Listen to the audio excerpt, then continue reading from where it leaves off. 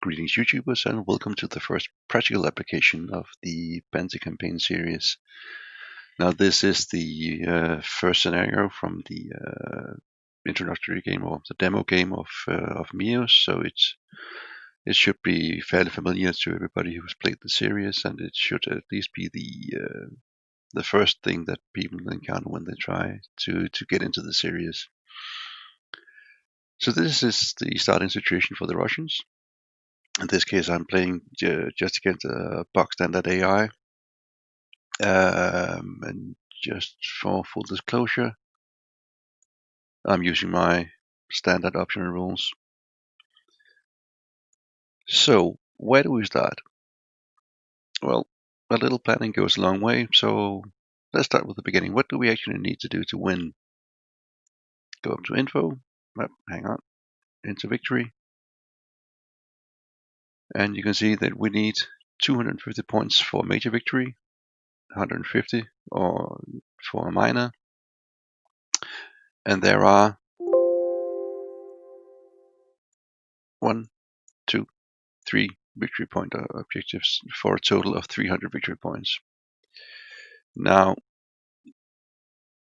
250 points you could actually get by simply grabbing this one and that one, and we can just leave this one alone. Unfortunately, we are attacking a Daken enemy, so we will most likely take far heavier losses than they will. So the short version is, if you want to get a major victory, you have to take all 3 of these. Okay, so how do we go about doing that? Well, first off, let's look at our own forces. These are fairly standard Russians for the time period. If you look at the units, they are almost all morality or quality D-quality troops, which means they won't be particularly effective, and we are going up against quality B units.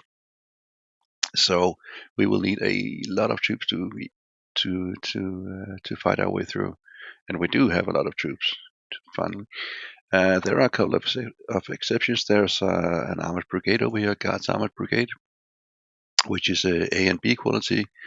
There's a second armored brigade up here, which is C quality. And by the way, these 2 divisions, the 118th and the 271st, they're actually a bit of a red herring. The reason is, if you go into units, let's go on this is scheduled. Oh, hang on, not that one. Releases, there we are. They do not get released until until midday at 12 a.m. And since we are currently at 4 a.m., it means there are 4 turns before they even get released, and then they have to wander down to the front line, which will take 3-4 turns, depending about whether or not they use the road. So they won't get into the first level of the front line until turn 7 and 8. And if you haven't breached through the initial front line by turn 7 and 8 out of 9 turns, you're already in deep trouble. So these 2 divisions, they don't really matter. Okay, so now we had a look at our own forces. What do we know about the enemy? In this case, not a lot. We know there's a line of minefields, and we have spotted a single recon company, or we've spotted a single recon unit. To be fair, it's probably a company simply because in almost all of the Eastern Front games, when the Germans are on the defensive, they're spread so thin that while you have battalion-sized units, they will usually have company-sized. And we'll get into what that means a little later. Okay, so what can we do about this lack of information? The trouble is, right now, it's a dawn turn. Look down in in the bottom right. This gray thing here, it's a dawn, which means the visibility is 1 hex. We can't see anything. It's 4 a.m. in the morning. People are barely awake yet. But we can make some educated guesses. I mean, if there's a line of minefields, and we know there's one guy in here that's in trench, so it's a fair assumption to say that behind this line of minefield, there's probably a line of entrenchments. Okay, there's at least one line. There's probably two. There's probably a second one going along the ridge line. That would be my guess, at least. Now, if we had any reconnaissance aircraft, this would be the time to use them to get some information. But we don't, so we can't. Normally, the first thing you do is look at your artillery to disrupt any defenders you can see. In this case, the only thing we can see is this guy here, and he's not particularly important. So we are just going to wait and see what our troops can spot once they move forward a bit. So we have to move forward. So first obstacle is the minefields. We have to get through these. Now, level 1 minefields aren't that dangerous. They're annoying more than anything. But if you have to, you can easily move into them and fight from there. It's not a brilliant idea. I mean, don't do it unless you have to. But on the other hand, don't be scared to move into them to get a positional advantage. Level 2 and level 3 are bad news. They are very likely to disrupt your units, especially if you're moving in with quality D. So we are going to need some paths through this, which means we have to move our engineers in. Lucky for us, we have a ton of engineers all the way through. Now, normally what you should do is just right-click on each of them and check that they actually have mine clearing abilities. In this case, they all do, so it's not a big deal. But in some battles and some situations, you might have engineers that are only bridging engineers and can't remove mines. So just double check your engineers before you move them in. Okay, so how do we get our engineers into these minefields? Well, if possible, you'd like to move into hexes that has some sort of cover, simply because it takes 1 turn to clear a level 1 minefield, 2 turns to clear level 2, and so on and so forth. So in order for the engineers to actually clear the minefield, they have to be undisrupted, which again means that any engineer in a minefield is likely to become a munition magnet. Anything in range that can spot it will probably fire on it. So if you can get into a hex that has cover, so much the better. Except that isn't really the case here. Almost all of it is open ground. There are a couple of exceptions. There's the forest hex down here, and there's the city hex up here. Now the city hex is tempting because it's solid cover. I mean, it's minus 40% to an incoming fire.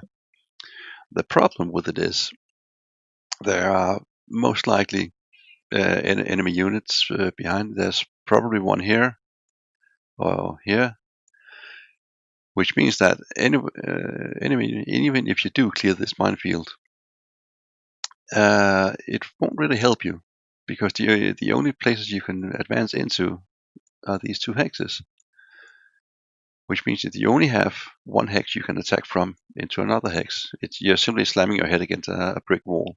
What you'd need are places where you can have 2 or 3 hexes firing at one. So these 3 engineers will move into these 3 minefields and hopefully clear all of them, which means we have a 3 hex front that can subsequently attack or advance into the front line that is probably behind them. Same goes here. These 2 will probably join up into these 2 hexes. We've got some more engineers But the whole point is, don't just clear one hex and then another hex is further hexes up further up the line. You need to have supporting units. You need to make a breakthrough, not just one hex, preferably 3. So with that in mind, we are going to ignore the city hex, as tempting as it is, and they are fixed. They are fixed. Well, that solves a lot of problems. Simply haven't woken up yet. These battalion guys move in here.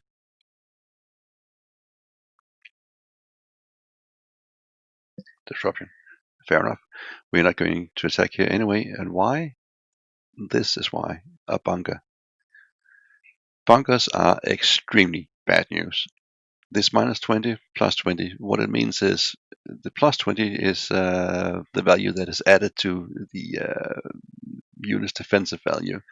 And a standard defensive value for infantry is 16. If you add 20 to that, you're up to 36. It gets twice as hard to hit them. Not only that, it also subtracts 20% of all incoming fire. And to make matters even worse, any bunker or pillbox becomes a hard target. And if you look at the infantry, they do have a soft fire and a hard fire. Hard fire is only half the soft. Even worse, it has a range of 0. So you cannot simply place infantry battalions in here and start firing at them. They can't hit it at all. The only thing they can hit it is AT guns or tanks or heavy and anti-aircraft artillery, that sort of thing. But if you need your infantry to clear a bunker, they have to assault. And assaulting undisrupted units is usually a very bad idea. So anything in a bunker, if you ever want to spot bunkers or pillboxes, the first thing you should always ask yourself is, do you actually need to take the hex? Do you actually have to remove the enemy? If not, bypass it. Always lock it down by zone of control and simply send everybody else around. Which means that these 2 hexes are now a no-go. We're not going to attack there. We're not going to simply try and human wave our guys into a bunker. It's suicide. Okay. Second engineer. And we have the same problem. There's another bunker here. Okay, so the center is now off limits. We're not going to attack there. And if we're not going to attack there, there's absolutely no reason for these guys to stand in line to get shot. So move them out. We could stand there and try to kill this recon unit, but it wouldn't really matter because these 2 units will then have zone control, and we'd have to fight to get through them. And we're not gonna fight anybody in bunkers. Why give your opponent more advantage than they already has? Okay, so these guys are entrenched. They're a bit easier to deal with. It's still harder. They still get a minus 10, but it's not a hard target, which means we can use artillery and we can use small arms fire to hopefully disrupt them at some point. Let's see what else we can find. So we have one that is being cleared here. Normally I'd move him in here, but since we're not going to attack over here anyway, we might as well try and shift south a little bit.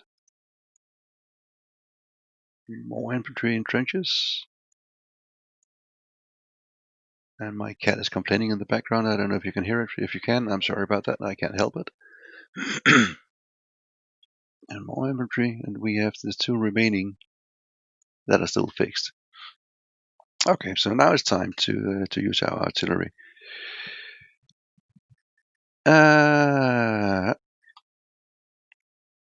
And the key thing to this, as with all things, concentrate your fire. Don't just have one hit there and one hit there and one hit there. You're not going to do anything. So what you do is, okay, he can't You can only hit these 2 targets. These guys are in a bunker. They're unlikely to disrupt, and we're not going to fight them anyway. And the only other target is these guys, so that's another no-brainer. Now, this artillery regiment has all these options that you can hit. So which one do we pick? Well, these 2 are bunkers. Never mind them. We're not going to fire upon them. These guys are unimportant, so we're not going to fire upon them. These guys, well, even if we do disrupt them, we are still in the zone control of this bunker, so they're out too. Which leaves this one and this one. In this case, it doesn't really matter. We don't have any other information. They're both in trenches. They're both in clear. They are the same. There's the same chance of inflicting harm upon them. So we'll just take this one. And so now the trick about using artillery, I mean, it won't be apparent until turn 2. But these are B quality troops. What this means is that they are fairly likely to undisrupt, even if we do manage to disrupt them. Once in longer scenarios, you could simply keep pounding them, and their fatigue would start to rise, and their morale would start to drop, making it less likely. But you are far better off if you have troops within range that can assault them as soon as they disrupt, because if the opponent gets another turn, that means he has a chance to undisrupt, and with quantity B units, they're pretty likely to get back into line.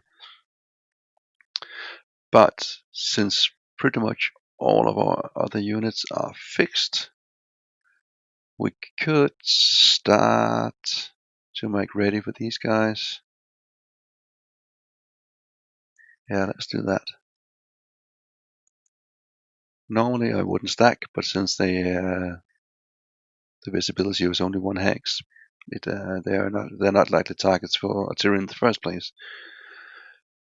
Now these guys, 127th Rifle Division, we've already established that the center is a no-go area, so they might as well start to switch directions.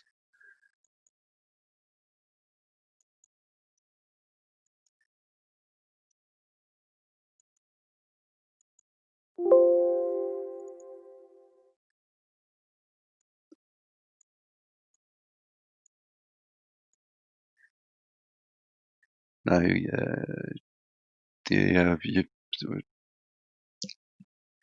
this whole organization thing isn't actually necessary, because they're the same formation, and the Russians don't have regimental headquarters. They only have divisional headquarters. This is just me being a little OCD.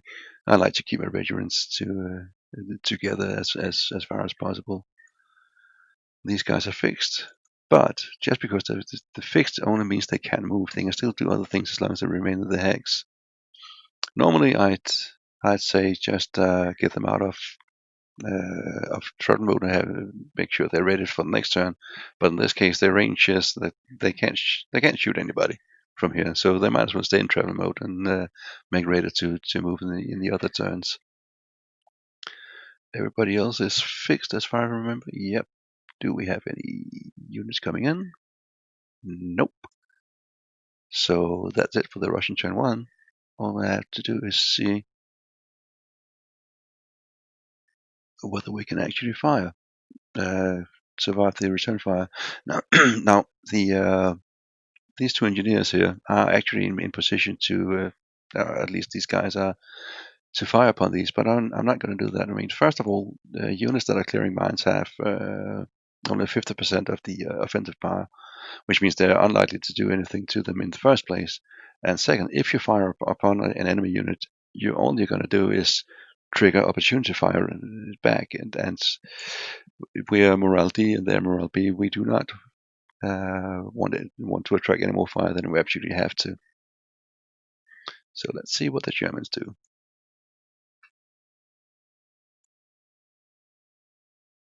Lots of artillery.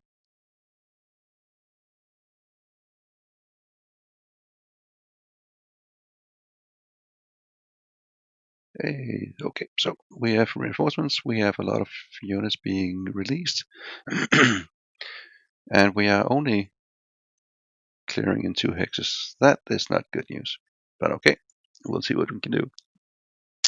But we will do that in the next episode.